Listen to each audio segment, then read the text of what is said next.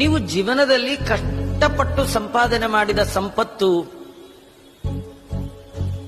ದೇವರಿಗೆ ಹೋಗಬಾರದು, ನಮ್ಮ ಮಗನಿಗೆ ಸೇರ್ಬೇಕು ಅಂತೇನಾರು ಅನ್ಕೊಂಡು ಅವರಿಬ್ಬರ ಪ್ರೀತಿಗಾಗಿ ಕರ್ಮವನ್ನ ಮಾಡಿದ್ರಿ ಅಂದ್ರೆ ದೇವರಂತಾನೆ ಹಾಗೆ ಹಾಳು ಮಾಡ್ತೀನಿ ನೋಡಿ ಅಂತ.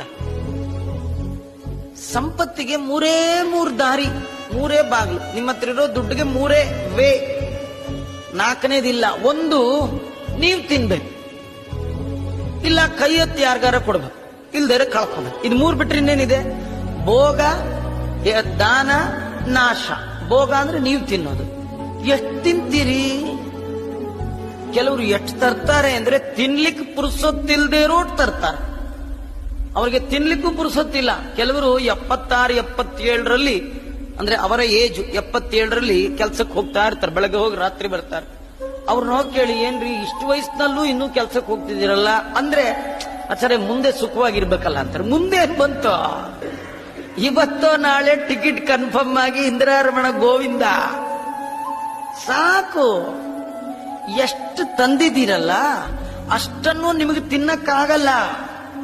ತುಂಬಾ ಜನರ ತಪ್ಪು ಕಲ್ಪನೆ, ನಾ ತಿಂದ್ರಾಗತ್ತ ಆಚಾರ್ಯ, ಮಗನ್ ಬೇಡ್ವೆ? ಅಲ್ಲ, ನಿಮ್ ಮಗನಿಗೆ ಮೊಮ್ಮಗನಿಗೆ ಅವನೇನ್ ಮಾಡ್ಬೇಕು? ನೀವು ತಂದಿದ್ದೀರಿ ಅಂತ ಅವ್ನು ಸುಮ್ ಕೂತ್ಕೊಳ್ತಾನ? ಅವನು ತರ್ತಾನೆ. ಅವನ ಮಗ ಅವನು ತರ್ತಾನೆ. ನೀವು ದೇವರು ನಮಗೆ ಕೊಟ್ಟದ್ದು ಅದು ಮರಳಿ ದೇವರಿಗೆ ಕೊಡ್ಲಿಕ್ಕೆ. ಎಲ್ಲಿಂದ ಬಂತೋ ಅದನ್ನ ಅಲ್ಲಿಗೆ ಕಳಿಸೋದಿದೆಯಲ್ಲ, ಅದು ದೊಡ್ಡ ಪ್ರಕೃತಿಯ ನಿಯಮ. ನಮ್ದೊಂದು ದುರ್ಬುದ್ಧಿ ಏನ್ ಗೊತ್ತಾ? ಎಲ್ಲಾ ಕಡೆಯಿಂದ ನನ್ ಬುಟ್ಟಿಗೆ ಬಂದ್ ಬೀಳ್ಬೇಕು, ಈ ಬುಟ್ಟಿಯಿಂದ ಯಾರಿಗೂ ಹೋಗ್ಬಾರ್ದು. ಇದು ದುರ್ಬುದ್ಧಿ. ಎಲ್ಲಾ ಕಡೆ ಇರೋ ಸಂಪತ್ತು ಎಲ್ಲ ಎರಡೂ ಕೈಲಿ ಸಂಪಾದನೆ ಮಾಡ್ಬೇಕಾಚಾರ್ಯ ಅಂತಾರೆ ಕೆಲವು. ಆಚಾರ್ಯ, ಸಂಪಾದನೆ ಮಾಡೋ ಕಾಲದಲ್ಲಿ ಡೇ ಅಂಡ್ ನೈಟ್ ನೋಡ್ಬಾರ್ದು ನೋಡಿ, ಎರಡೂ ಕೈಯಲ್ಲಿ ಸಂಪಾದನೆ ಮಾಡ್ಬಿಡ್ಬೇಕು ಅಂತ ಕೇಳಿ ಎಲ್ಲೆಲ್ಲಿ ಜೋಬ್ ಇರುತ್ತೋ ಆ ಜೋಬೆಲ್ಲ ತುಂಬ್ಕೊಂಡ್ಬಿಡ್ತಾರೆ. ಆ ಜೋಬ್ ಸಾಲದೇ ಇದ್ರೆ ಮನೆಯೊಳಗೆ ನೀವು ನೋಡಿರ್ಬೇಕು, ಬಳ್ಳಾರಿ ಯಾರೋ ಟಿವಿಲಿ ತೋರಿಸ್ತಾ ಇದ್ರು, ಅವನ್ ಕಬೋರ್ಡು ಅಲ್ಲಿ ಇಲ್ಲಿ ಎಲ್ಲೆಲ್ಲಿದೆ ಎಲ್ಲಾ ಕಡೆ ನೋಟಿನ ಮಯ. ಏನ್ ಮಾಡ್ಬೇಕು ಅದನ್ನ? ಒಂದಲ್ಲ ಒಂದ್ ದಿವಸನಾದ್ರೂ ವೈರಾಗ್ಯ ಬರಬೇಕು. ನನಗೆ ಎಷ್ಟು ಸಾಕು, ಅಷ್ಟು ಉಳಿದದ್ರ ಮೇಲೆ ನನಗೆ ಯೋಗ್ಯತೆ, ನನ್ನ ಅರ್ಹತೆ ಇಲ್ಲ. ನಮಗೆ ಬೇಕಾಗಿದ್ದಕ್ಕಿಂತ ಹೆಚ್ಚಿನ ಸಂಗ್ರಹವನ್ನ ನಾನು ಮಾಡಿದರೆ ಅದು ಭಗವಂತನ ಸಂಪತ್ತನ್ನ ಕಳ್ಳತನ ಮಾಡಿದ ಪಾಪಕ್ಕೆ ನಾವು ಗುರಿ ಆಗ್ತೇವೆ. ಅದರಿಂದ ದೇವರು ಕೊಟ್ಟ ಸಂಪತ್ತನ್ನ ದೇವರಿಗೆ ಅಂತಿಡಿ.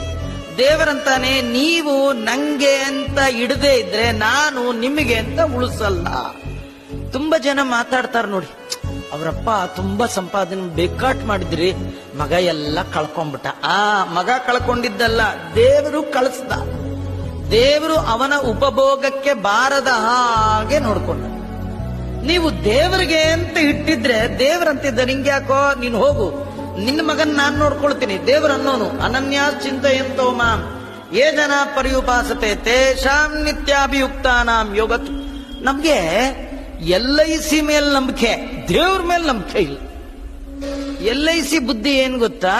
ನೀವು ಬದುಕಿದ್ದಾಗ ಕೊಡಲ್ಲ, ನೀವು ಹೋಗ್ಬಿಡ್ಬೇಕು ಅವ್ರಿಗೆ. ನೀವು ಹೋಗೋದೇ ಮುಖ್ಯ, ಆಮೇಲೆ ಕೊಡ್ತಾರೆ. ಕಟ್ಟೋರು ನಾವು, ತಿನ್ನೋನ್ಯಾ.